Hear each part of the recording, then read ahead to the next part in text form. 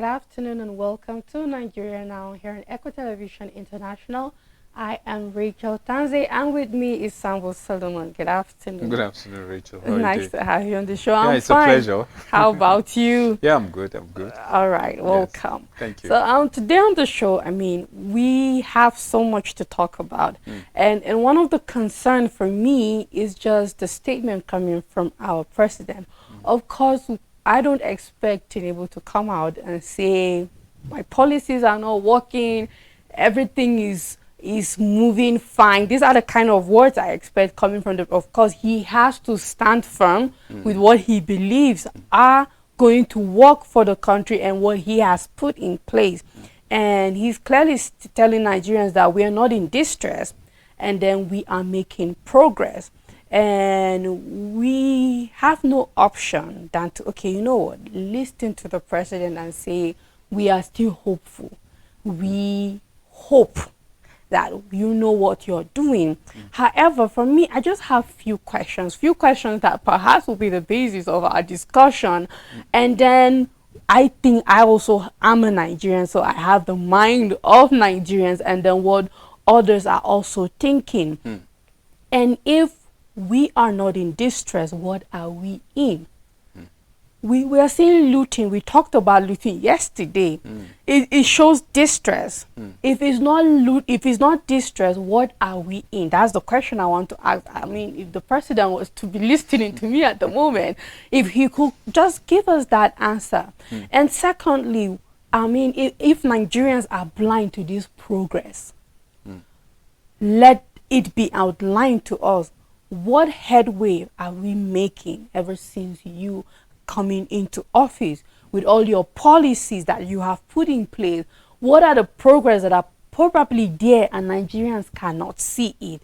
And then if you are sure that your policies are going to work, when are they going to start working? We're looking at the floating of the currency. This is something that we should start seeing the dividends like immediately, because when you put your currency in an exchange, an importer and exporter window, it means you're giving it room to start doing well immediately, because there is ongoing exchange every single day. And yet we are seeing reverse being the case when it comes to the free and the floating of the currency. All we've seen is the free fall of the naira. And then the question is, what is your time frame and when are we going to start seeing this progress eventually? Because these are all the questions Nigerians will want the president, and it is a concern for us. We just want to know, when are we going to be out of all of these things? And if truly the president thinks his policies are working, how comes we're not seeing them? While we just too blinded and carried away that we don't just want to see that something good is happening?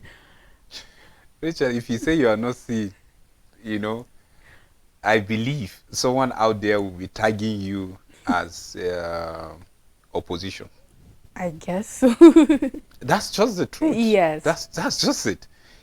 Probably they will just say either you're talking for Labour or you're talking for PDP or you're taking for APGA or NNPP or thereabout. Yeah. Because you are not seeing. Like yesterday, you remember I said something. I said, so many things are not working. Right? Like people are really, really feeling the impact, the effect of subsidy removal. Remember here, when subsidy were removed, how much was liter of fuel? It was barely up to 300, above 200, but we're not more than that. To the new price. Yes. And then at some point, Labour were like, okay, we are going to protest because we had that, they will soon increase fuel to 700. How much is fuel today? It's now at 700. Over. Yes. Some filling stations sell at, it depends on the filling station. And depending on your geographical region in Nigeria, yes. Here in Jos Plateau State, there are some filling stations that sell 720 or thereabout. You get. Yeah. And then we didn't hear anything like protest. We didn't, nothing yet. So systematically, this just work. You see, I will not say that what he said was wrong or right. my reasons are, it depends from what his aides are telling him, That's another what thing. his ministers are telling him. True. You remember we talked about, we discussed yesterday, and I said, are we still politicking or we are truly in governance? This 9 months or thereabout Feels more like politics still. into this government. Yeah. But you will still hear these people that are in government, that are in offices, that already the ball is rolling, talking as if they are campaigning. And I wonder, and it's not their fault, because it's more or less like a system that we have adopted in this part of the world, in this country. And that's why some people will ask and said, who did this to us? I was reading something, you know, it's about Africa, you know, talking about agriculture. You know, the person is saying Africa is blessed with everything, anything you can think of, everything. And I think another statistics coming from African Development Bank, they're about why we remain poor despite having over $96 trillion worth of wealth, talking about our resources. And for some reason, we are still poor. So the question is why, despite having this much in resources, if they are to now quantify our resources into money, this is our what, and yet we're still seen classified as poor. And not only classified, we are actually poor. Yes. It's one of a European leader. You know, when you talk about leaders in Europe, in the world, let me put it that way, he's the one who's saying that. And he said, okay, let's look at, he said, the problem of Africa is their leaders. And he said, take for instance, agriculture. Africa can feed the entire world, like without... We can. Like without stress. Nigeria can feed the whole of West Africa. Let's start from there. Yes, without stress. Yes. And then he said, but look at a country that makes English language to be compulsory, but farming optional. That thing really got me. Yeah.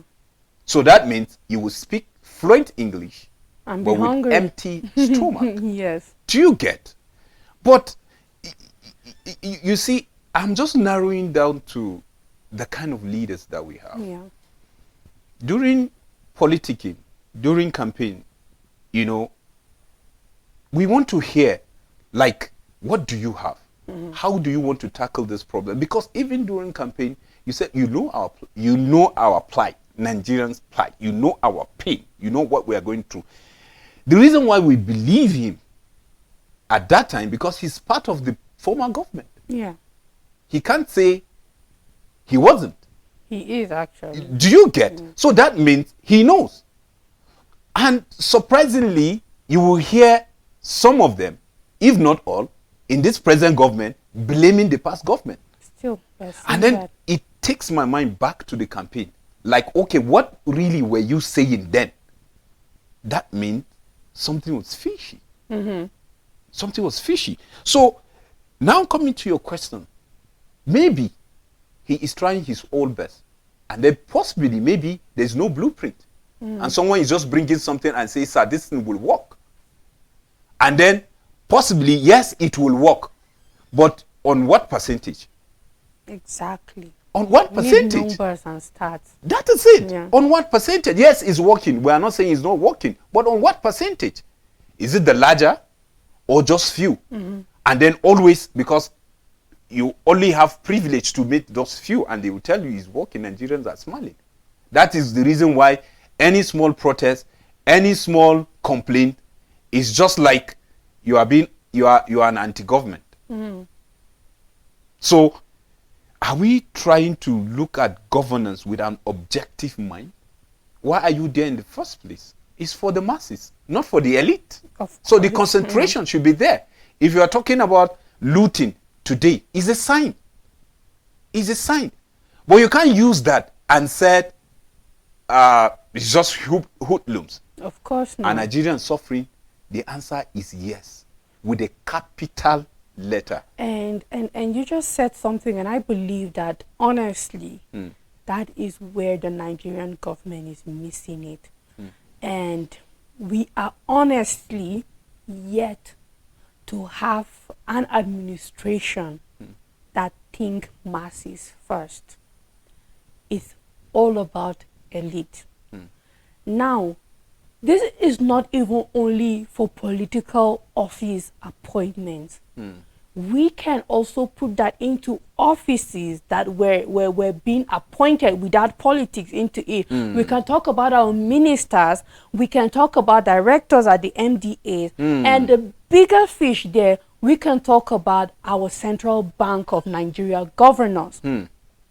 When you see certain policies put in place, you will know that this is clearly an elite decision for elite wars and elite benefits.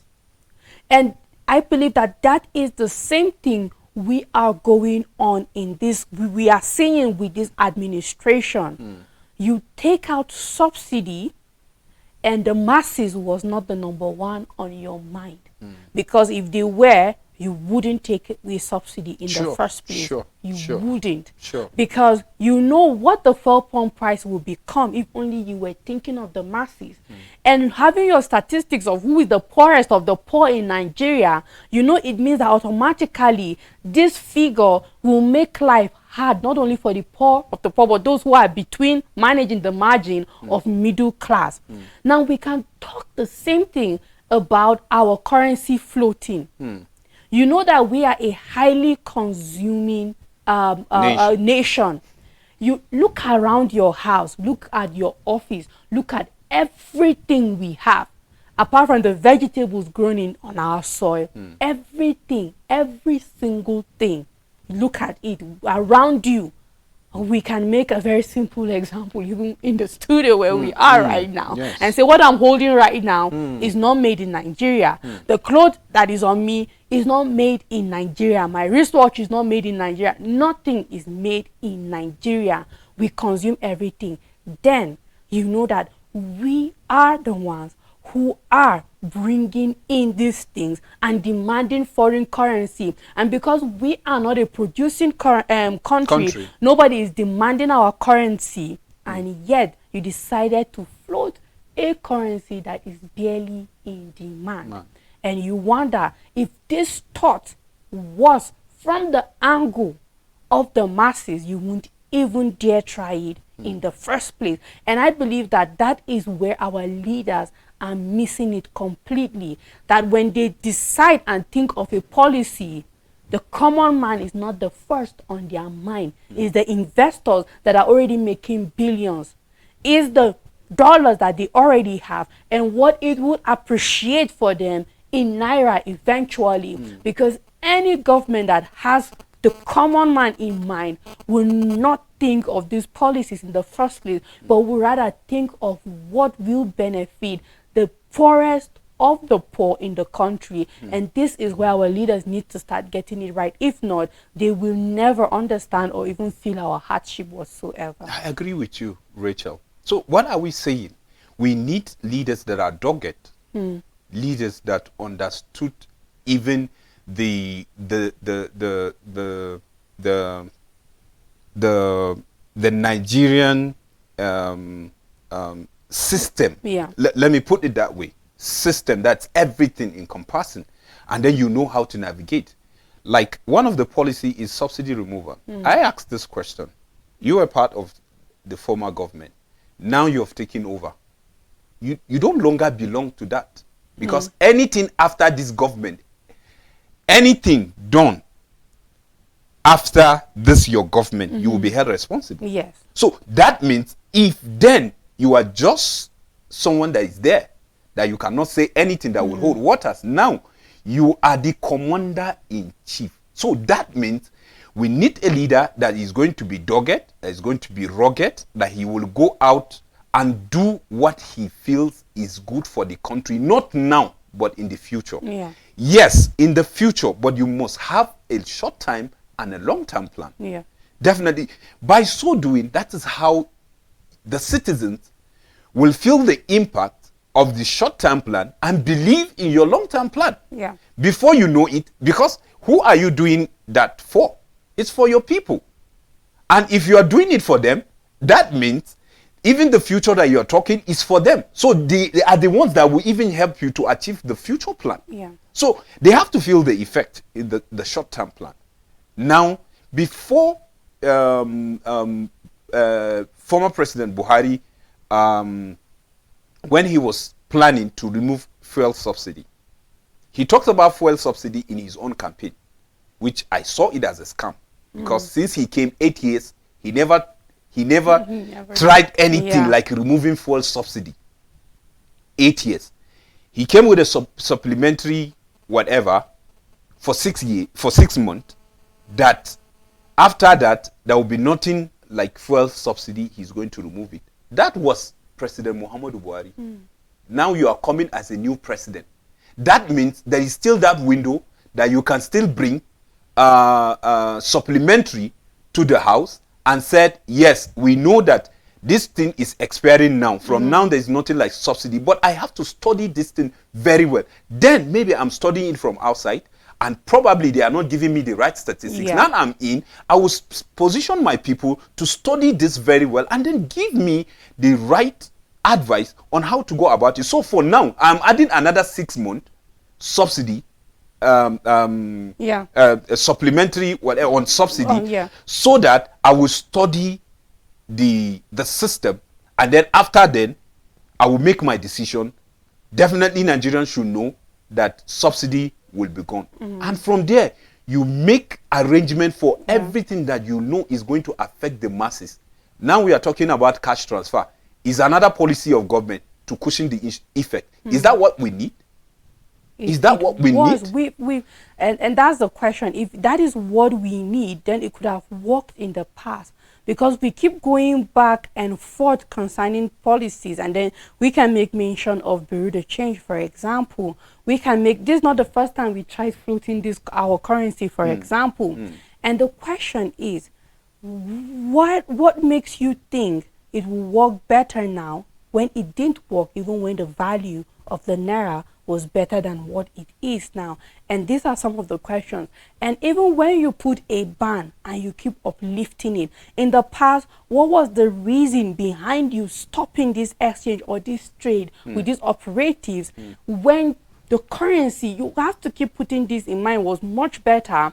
And now we are coming to a currency that has have depleted so poorly, and then you wonder if going back to what didn't work before is going to somehow automatically work. And you have obviously not put in the things that are supposed to make it work, just trying to do the same thing over and over and expecting a different result, and possible. we'll just keep swimming in the same pool of mud. Even this policy of the subsidy removal, still there's a claim that subsidy is still have that. Still going. Yeah, because the landing price has changed drastically. Marketers are lamenting. However, the NNPC, having the monopoly, is saying that no, the subsidy has been removed. You understand? Yeah. Okay, now you are bringing the policy of tax waiver to some companies and stuff. And then you ask yourself, okay, since then, okay, what is the changes?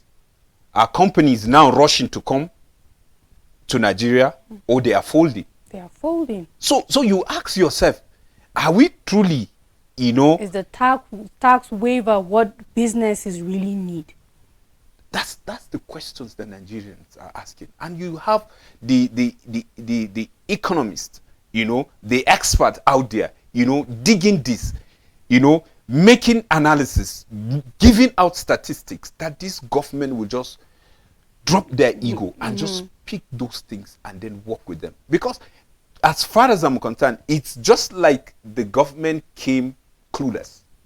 That's how it feels that way. It feels that way, like clueless, because it will just take you back to the campaign where they will be saying, no, we will not give you out, or just wait, so that some people will not use that. I said that yesterday. So, but now it's like somebody is playing someone. So the president have to be dogged, And then if you're talking about subsidy, right, it's one of the policy of the government that today is the reason why we are talking the way we are talking. Exactly. Because it's the most hit.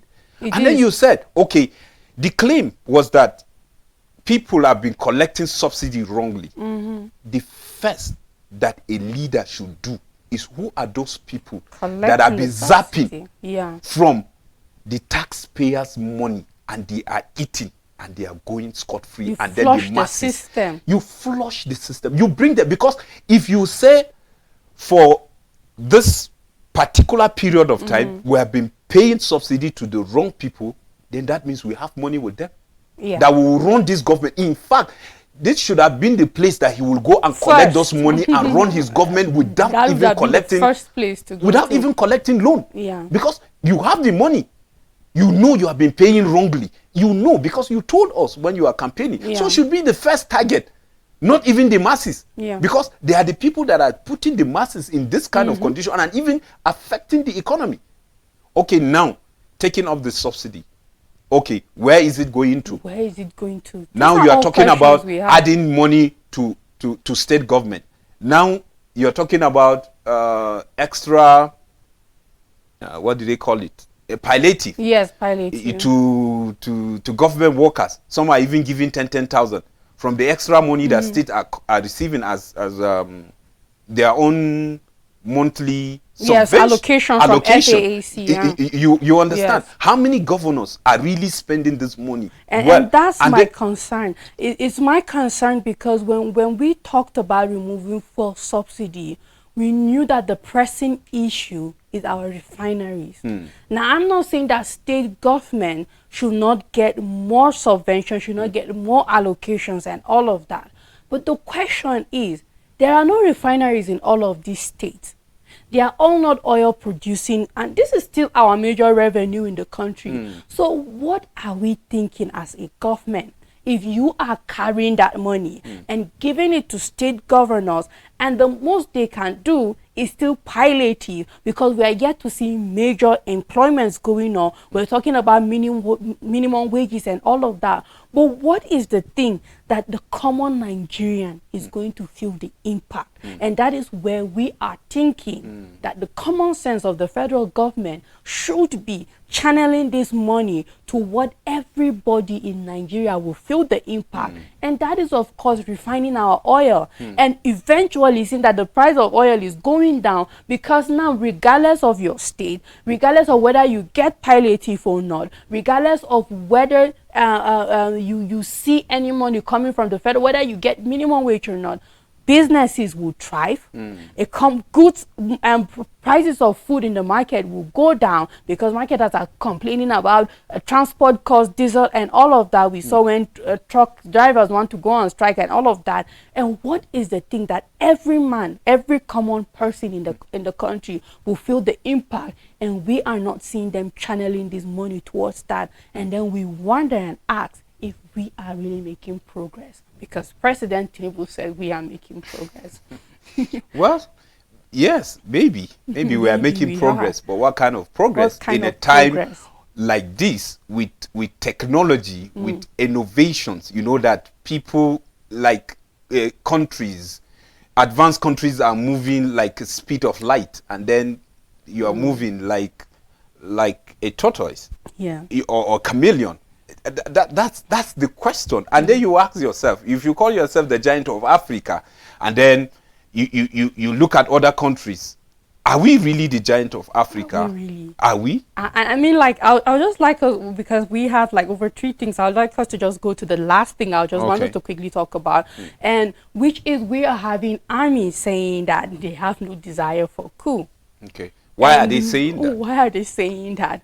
And because it goes around bad governance, and we've just talked over and over. We've taken a lengthy time to talk about what is the current situation in the country, and we know what in the past have led to coups. We are seeing that in Mali, we are seeing that in Niger, and the reason is purely bad governance. Nothing is working. Things are failing.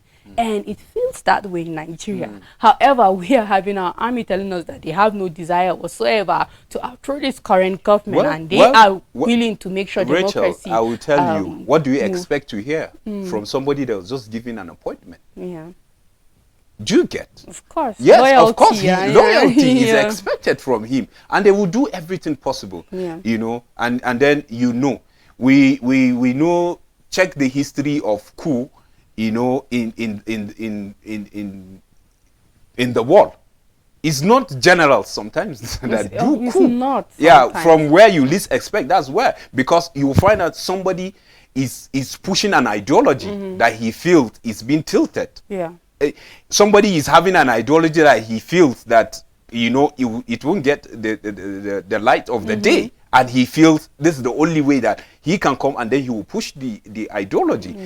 And I ask myself, when you have good governance, you will not be even talking about hear this in the first military place. will not even be in the forefront, that you will see them, you talk about them as if they are something. No, they have their own constitutional right. They are to defend the territorial integrity. They are supposed to be there country. when they are being called upon. But sometimes you see them talking, and I be like, okay, maybe sometimes you will be carried away like they are the spokespeople for government. Maybe. And then you start asking, are these people politicians or what? Or not. You understand? You are not supposed to see them in forefront in democracy. They are just there. Yeah. It's when there is a threat that you see That them. they come. That they come. So, Sure.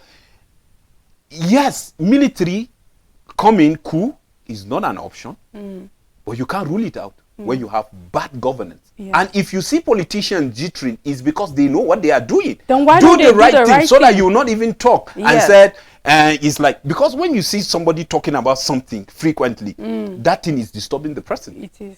So why is it disturbing you? That's the question. First, you have to know why it's disturbing you, and you answer. Because if you say that military are taking over, why?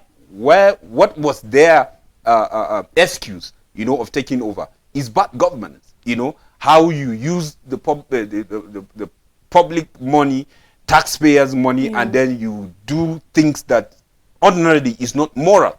You understand? And they feel is not acceptable. So why can't we just do the right thing? And for me, I will ask.